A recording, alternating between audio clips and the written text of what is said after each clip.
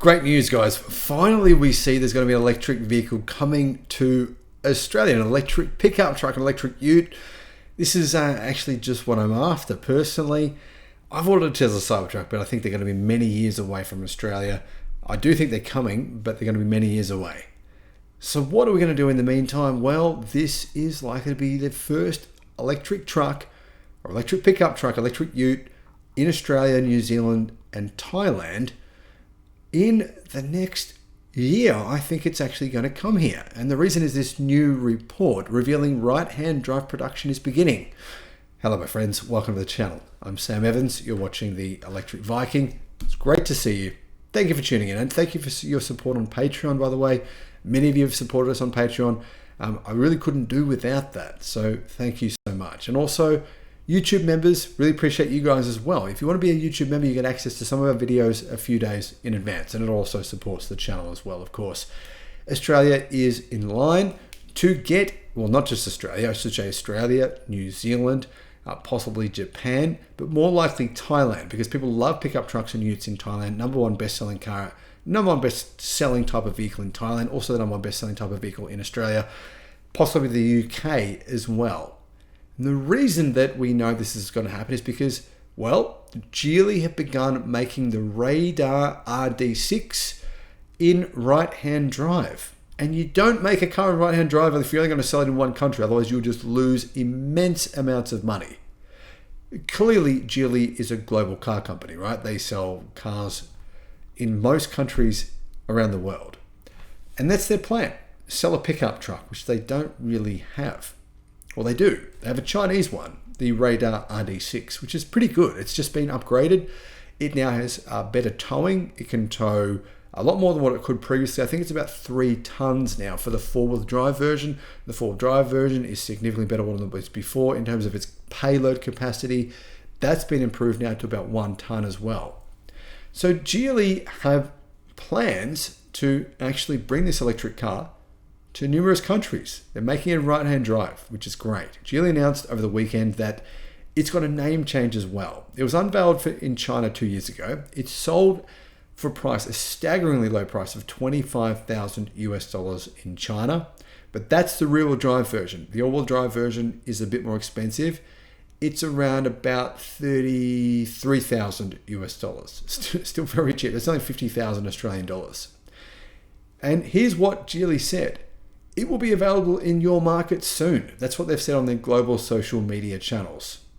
The Chinese car giant has revealed a new name for the vehicle as well. I don't like it. I think they should have stuck with Radar, but there is a reason that they didn't.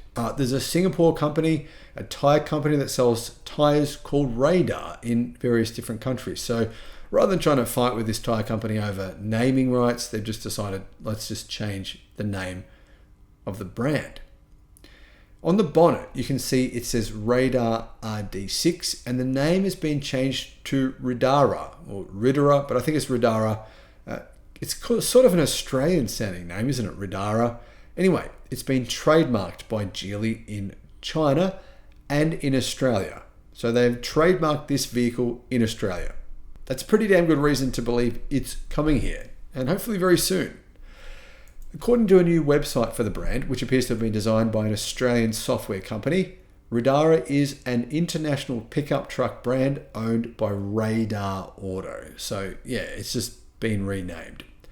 That means it's been reserved for export markets. Here's what Geely said. There are plans for global markets, but we can't comment on when it's coming. So that's the issue here. We don't know exactly when it's coming. It is coming, but yeah, we don't know when. In terms of size, well, it's 5,260 millimeters long. So it's a little bit shorter than, say, a Ford Ranger.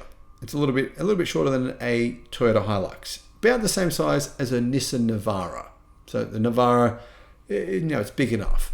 Anyway, 5,260 millimeters long, 1,900 millimeters wide, 1,865 millimeters tall, wheelbase 3.1 meters. It's similar to a Hilux in terms of size, but just a little bit smaller. And the tray is around 1.5 meters long. So as you can see, the tray is not overly big, but in this segment, it's pretty well on par. The tray is also 1,425 millimeters wide and 540 millimeters tall. So the tray is about 10% smaller than the tray in a Ford Ranger and a Toyota Hilux, but the passenger size apparently is meant to be bigger. So it's meant to be sort of more of a car-focused pickup truck, if that makes sense. The Radara website says that there is a couple of different battery options. One of them is a 63 kilowatt hour battery pack, so that's the cheaper version of this vehicle.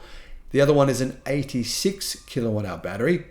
And those are the battery packs that will go in this vehicle for overseas markets. The smaller battery pack, it gives it 385 kilometers of range. The bigger battery, 517 kilometers. So for me, I'd want that longer range one, the 86 kilowatt hour pack. For me, honestly, I think 517 kilometers of range would be fine. And I know the real world range might be closer to 400, but that would be pretty good for me. In addition, it has a 200 kilowatt, 384 newton meter rear motor. So that's for the rear wheel drive version. And that'll do 0 to 100 in 7.3 seconds. But there is actually an all-wheel drive version. All-wheel drive version has 315 kilowatts. So this would make it the most powerful vehicle, most powerful pickup truck in Australia and New Zealand, I believe, and Thailand. 315 kilowatts, so about 450 horsepower. It'll do 0 to 100 in 4.5 seconds. That's crazy fast. That's way faster than the Ford Ranger Raptor, which is $100,000, 100,000 Australian dollars. That's about 65,000 US dollars. Braked towing is 3 tons. So it tows 500 kilos less than the market leaders, which is still pretty good. Wading depth is 815 millimeters. It has 220 millimeters of ground clearance, a maximum payload of around 770 kilograms. And all in all, I think this would be a great first vehicle. I think the strongest competitor for this vehicle will be the LDV electric pickup truck, which they're bringing out. Well, they're meant to be bringing it out by the end of this year, possibly by the start of 2025. There could be 2 really good options in the market, in right-hand drive markets for electric utes within 12 months. I'm pretty excited, guys. What are your thoughts? What do you think would be better? If you haven't seen my video on the new electric LDV ute, I'll put a link in the description. That looks really good as well.